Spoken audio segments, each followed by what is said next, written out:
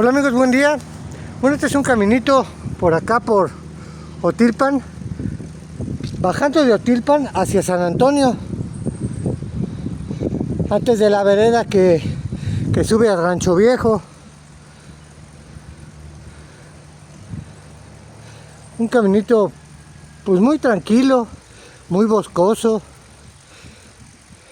de repente muy frío por la mañana. Pues ahorita son las 7 de la mañana, pero pues ya con el calorcito de la bicicleta pues ya se aminora. ¿Qué les parece? Hermoso, ¿no?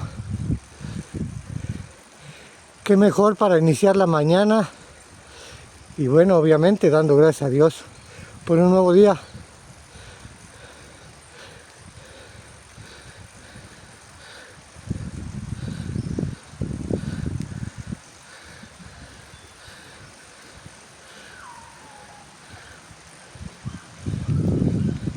Bueno amigos, espero les haya gustado el caminito y hasta el próximo video.